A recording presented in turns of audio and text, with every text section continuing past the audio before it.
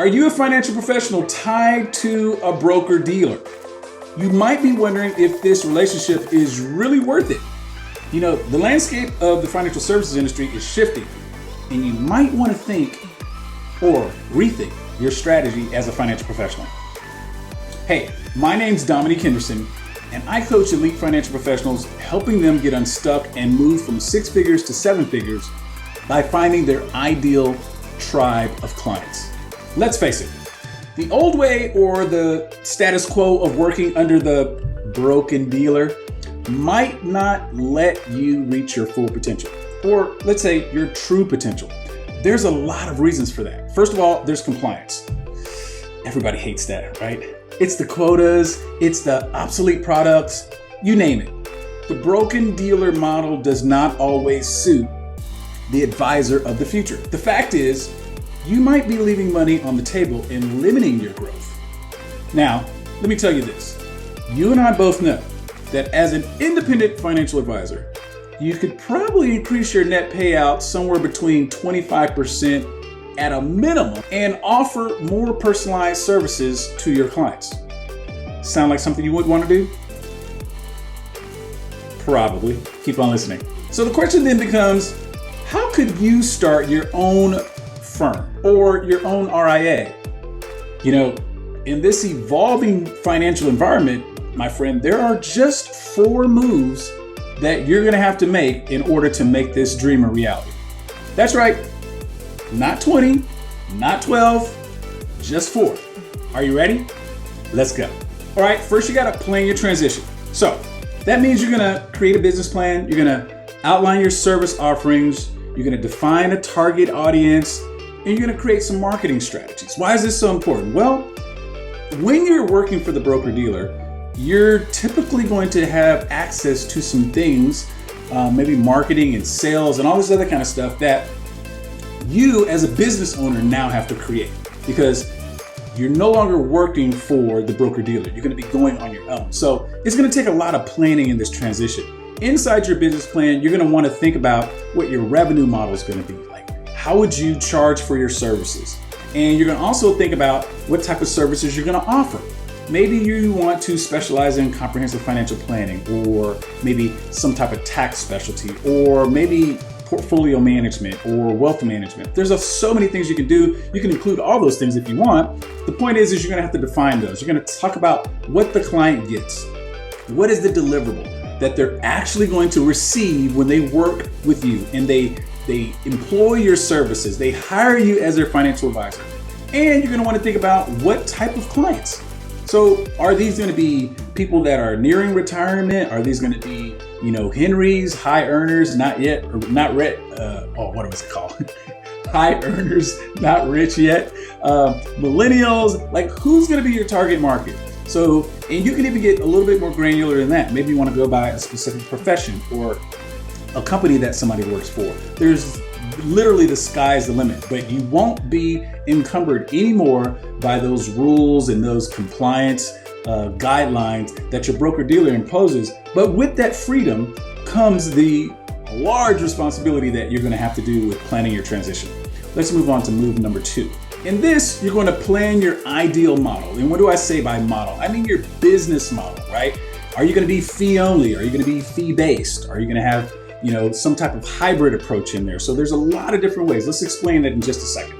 So when you're thinking about your business model, think about the landscape of where you are right now and what you don't like about it, right? There might be some things that you do like about it, but think about the things that you don't like about it so you can make sure that when you go through this process of leaving the broker dealer, that you're not including anything that would make your business unsavory or for some reason you don't want to run it, okay? You want to think about building the most ideal model for you. So there's a couple of different approaches you can go. You can go fee only, which means there'll be no commission or transactional business in there. So think about things like, insurance products or variable products, any of those kind of things that you would not include most likely in your structure or your model, because it just makes it a little bit more complicated. If you want to keep it clean and discharge fees, whether that be assets under management, annual fees for the fact of the matter that you're on retainer in some cases, subscription models, things like that. That's going to be fee only.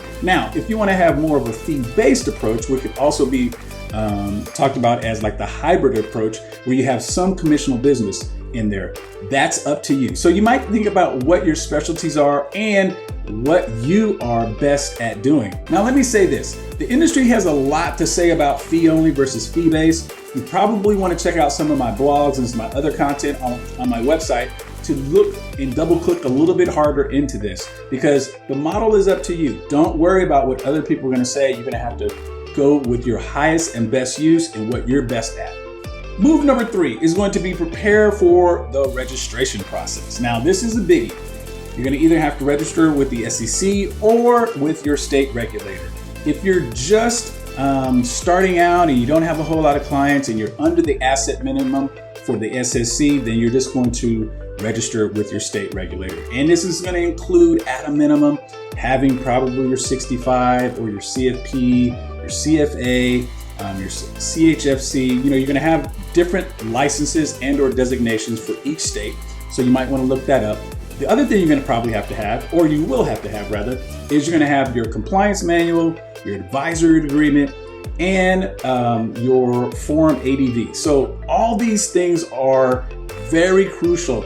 And what I would say is, since each state is different, you do well to look up go to your state securities board and look up exactly what they're going to require. They usually give you a template or a checklist or something like that that allows you to navigate the registration.